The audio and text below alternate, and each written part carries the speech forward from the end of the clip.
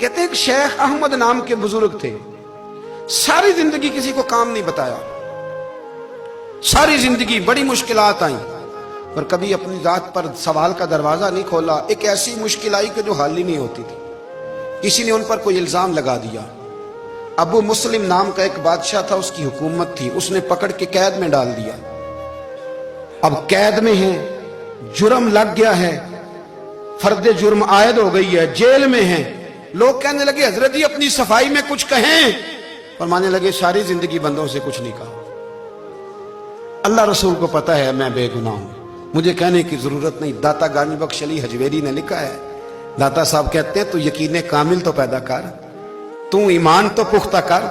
داتا صاحب کہتے ہیں وہ ابو مسلم جو بادشاہ تھا وہ نیک آدمی تھا، اسے رات کو خواب میں نبی کریم کی زیارت نصیب ہوئی، اور حضور سید عالم صلی اللہ علیہ وسلم فرمانے لگے تو نے اللہ کا ایک نیک بندہ جیل میں ڈال دیا، ڈر نہیں آتا، وہ تو بے گناہ ہے۔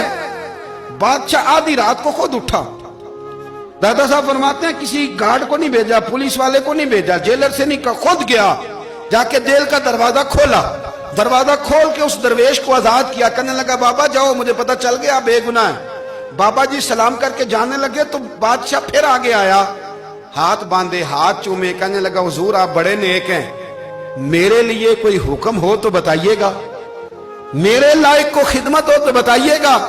تو شیخ احمد فرمانے لگے تجھے ابھی بھی سمجھ نہیں آئی، تجھے ابھی بھی نہیں سمجھ آئی؟ کہنے لگا حضور کیا؟ فرمانے لگے جو تہجد کے وقت تجھے اٹھا کے مجھے رہا کرنے بھیج سکتے ہیں وہ میری کوئی ضرورت باقی رہنے دیں گے؟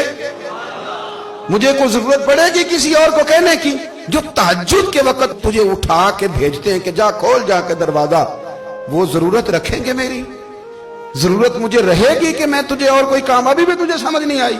وہ داتا علی حجویری رحمت اللہ علیہ فرماتے ہیں اصل میں ہماری طبیعت ہے، ہم نے بندوں سے دل لگا لیا ہے، دل اللہ رسول سے لگاؤ، کسی بندے سے لگانا تو اس سے لگاؤ جو اللہ والا ہو۔